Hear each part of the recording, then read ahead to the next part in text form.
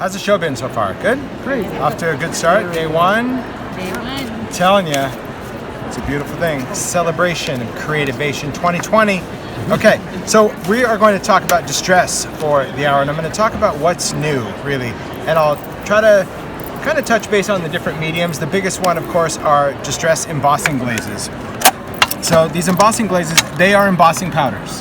Okay, I just wanted to give them a fancy name because of really what their purpose is. Usually in the world of embossing powder, we talk about something that's going to add texture or dimension, of whether you're embossing a word or whether you're doing stamping into it. The cool thing about the distress embossing glazes, these are translucent powders, meaning in our world of embossing powder is nothing more than ground up plastic, right? But most of the embossing powders are opaque. I'm not saying all of them are. There are some transparent powders out there, but this line is all translucent. They're all designed for that. And more importantly, is their color coordinates with the distress color once it's melted. So a lot of times you'll look in the color in the jar, like for example, broken china, and it's like really vibrant, but when it melts, it matches broken china. So the color is designed to coordinate in its melted state, in its glazed state. And the cool thing about having a glaze, something to put over the top, is that now we have the ability to go over something with not only a color, but also that little bit of shine. So these are the swatches for all of the distress embossing glazes. There are 12 colors. And the great thing about working with an embossing glaze is the fact that you can use it over a stamped image, for example, and it's going to actually intensify what you stamp in. So this is just stamped in black soot, but you can see the difference, the intensity of black on any color by putting that glaze over it. So it's really going to illuminate even your stamped image. And you think, well, how is that possible? How could I go over it with, say, peeled paint and make that black even darker? It does. That's just what it's designed to do. Also, of course, for my ideology paper dolls, baseboard dolls, it's a great way that we can add color. So on all of these swatches, there is no ink at all. It is just the color, okay? The glaze is providing the color and the texture once it melts. Now, another cool thing about these glazes is that they're designed for a variety of substrates, right? We think of embossing powder, a lot of times we think of just using it over a stamped image, right? We're just gonna stamp and we're gonna put our powder down. But you can use these glazes on a variety of different things, like for example, mixed media, right? Vicky, crazy chick, yeah, she did it, yeah. It's like, what other things can these glazes go on? Well, they can go on anything you want. So this is the wood letterpress, where we've taken that ideology number block, applied that glaze, and another great feature, because this is plastic, is if you don't want this high shine, you can go over it with some steel wool to dull it down. So that's what's not giving it that really luminous shine. A little steel wool after it cools, and it's going to start taking away from the shine. And if you keep going, you can dull it out completely. Another great thing is over metal. So for example, this is just an ideology clip. But look at how different it looks when you add some hickory smoke over it. Totally changes, giving it more of a galvanized look than just your regular metal. So whether you wanted to add it to your charms or embellishments or handles, anything like that, that is the benefit of now having a glaze. We have something to glaze. And when I say glaze, think of it like it's a top layer, like a glazed donut.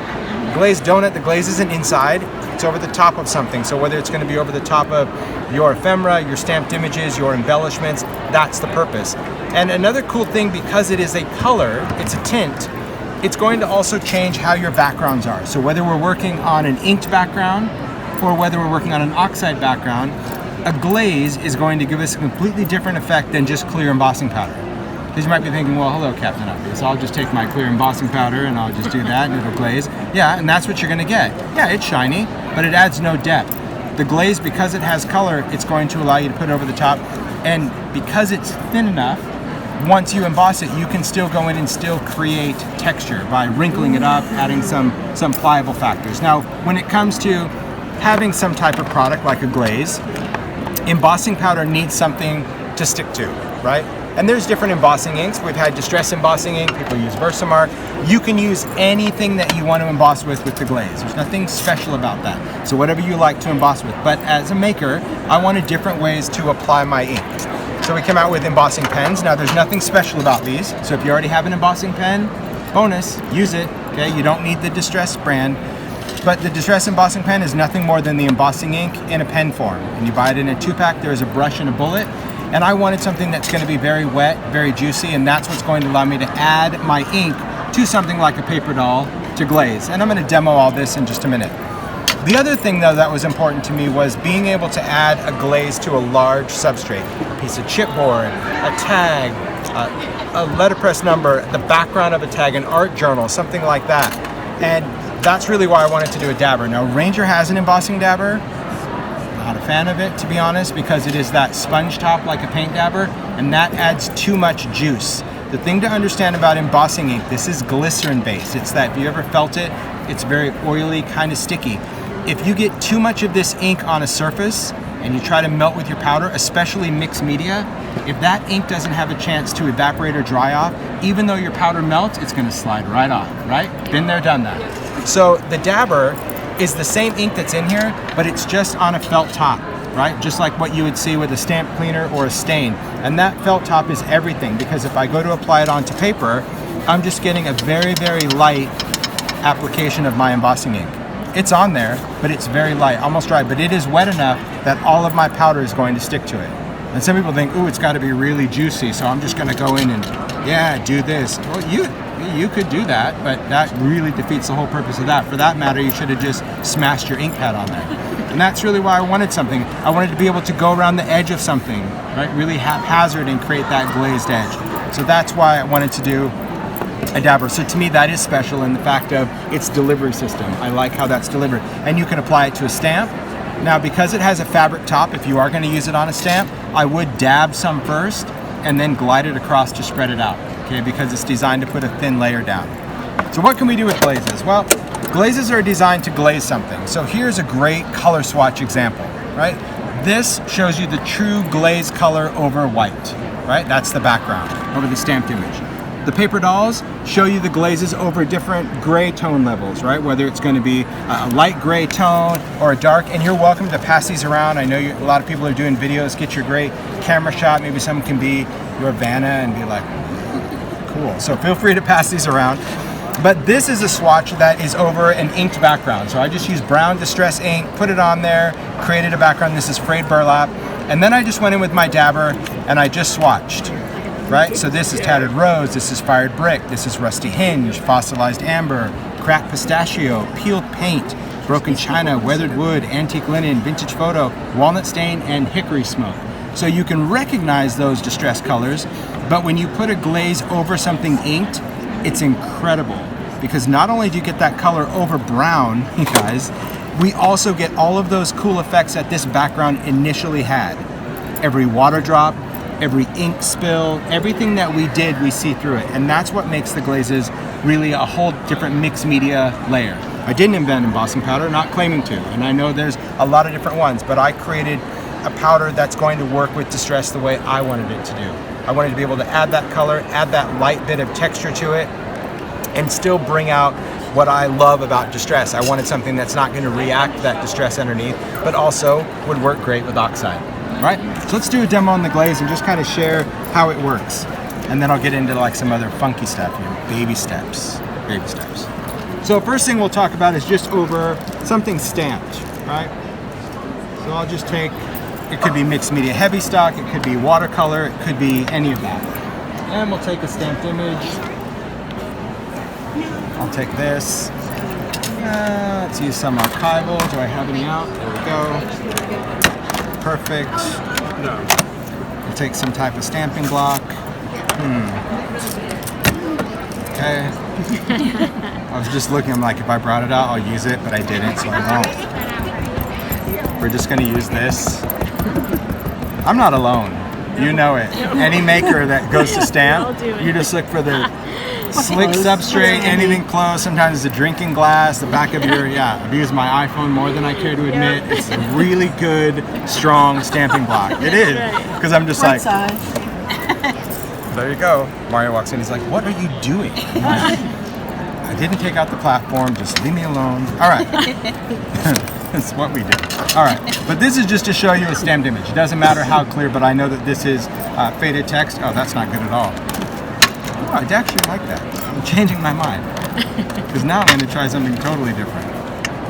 Now I want to just get that positive part. Ooh. It's a new technique. I just had a whole idea. Could you imagine like a spring block? Seriously. I'm going to talk to you about that. Imagine if this was my stamp block. Because then, Stay tuned for Creativation 2021. There will be, you have no idea what's going on in my head right now. It's like someone just lit an entire thing of fireworks in my brain. Okay, I need focus, Holtz. Focus. Okay, you can put his left back again. Focus, yeah. Okay. We were here when? I'm just telling you what. Yeah. I already know. It's already done in my head. about. Yep. You're going to be like, I totally remember that. Okay. So when you have an image, doesn't matter what your imagery. So this could be something you stamp. This could be text. This could be handwriting. This could be collage paper. It doesn't really matter. What I'm trying to show you is how the glaze is going to change the tonality of what you have down there, all right? So I just wanted to make sure this is fairly dry, okay? Preferably dry, because if we're gonna go over it with the dabber, we don't want this ink to be wet because it's just gonna smear, but it's not that big of a deal. I'm just gonna take the dabber and I'm just gonna dab some to start, and that's gonna give me something to spread out, right? So that's not completely dry down there, but I'm okay with that. Just kind of move this around, move it around over here. I'm just gonna go over this area as well, all right? That won't act as a resist? It will not. No, it's actually going to glue this powder on there. Okay, it's going to hold on to it. So the ink won't act as resist. The archival won't resist a dabber. Okay? So next I'll take a color. What do I want to do? Let's do some cracked pistachio. That'd be really nice. We're going to take that glaze and just going to pour it on. And in fact, I can even change some different colors, but you can see that wherever I put that powder or that ink, it's just, that's the only place this is going to stick, even down to the edge. Right? If you decide that you don't want to cover an area with powder, that's okay. The embossing ink, when you heat it, will evaporate. Okay, so it will never act as a resist, because once it evaporates, it's a goner. And we're just going to take that, put that right back in somebody else's carpet, and we're good to go. Okay? But maybe if you're at home, you would do it yourself, but I doubt it. You know, I think we're a little bit more cautious at home. Okay, so heating this up.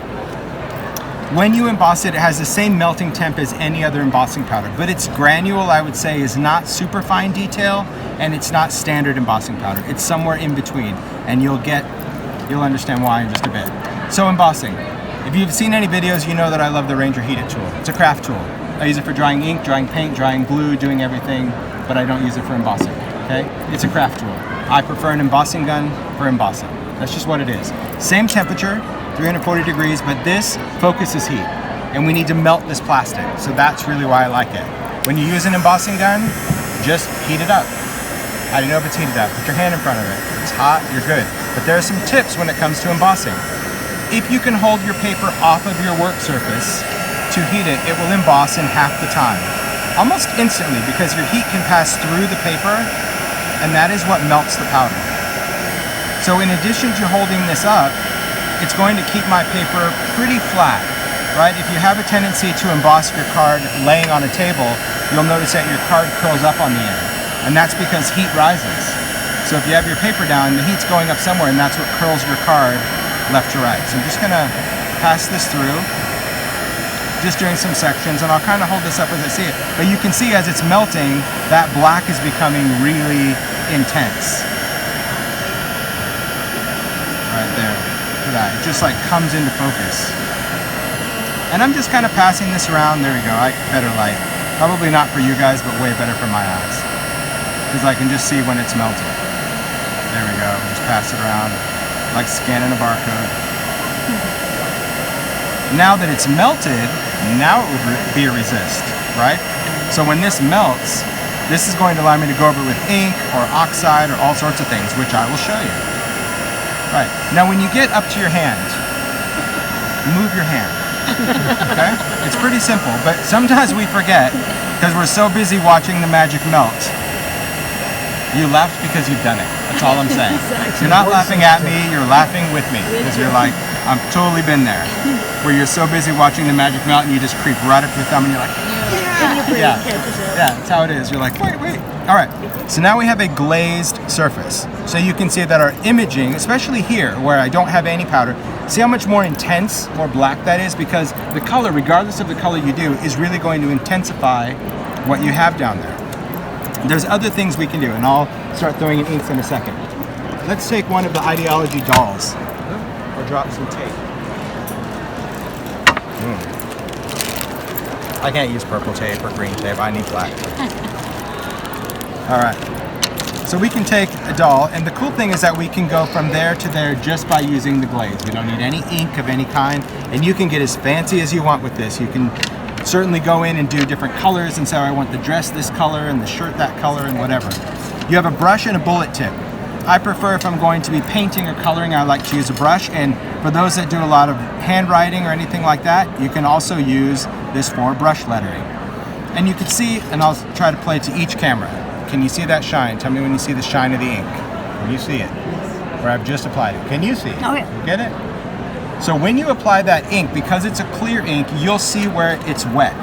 Can you see that shine? It's very, very shiny. It's a very wet pen. So you can see when that is going on a surface. Because it's clear, people are like, how do I know if it's on there?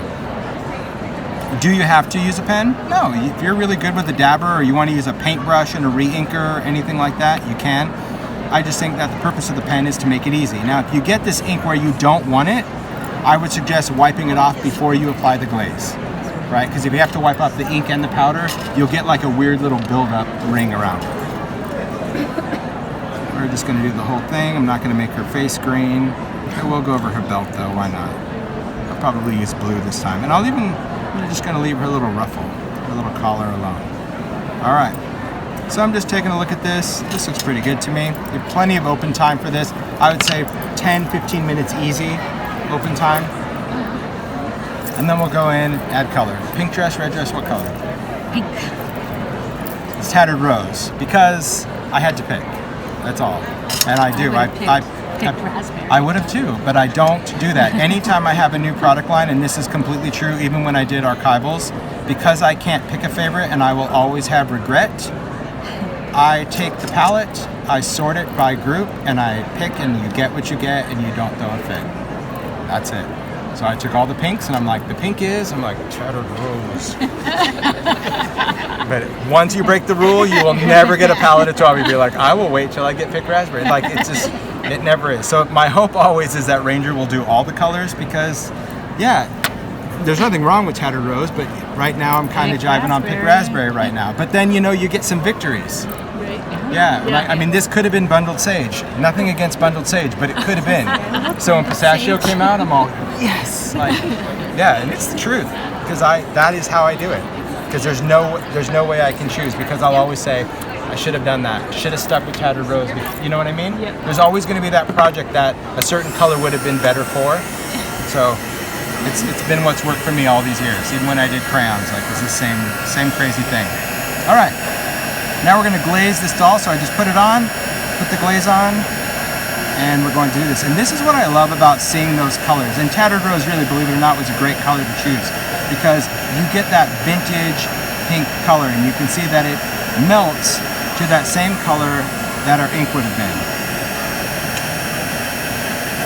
And it's quick, and it gives it that color, that glaze, in just one step. So just that beautiful tinted photo. And again, if you didn't want it shiny, little steel wool, you would have been good. You could stamp on this, you can do rub-ons on that, you can do a lot of other cool things with it. So thanks for watching. Be sure to give our video a thumbs up and subscribe to Scrap Time videos for all the Creativation 2020 coverage.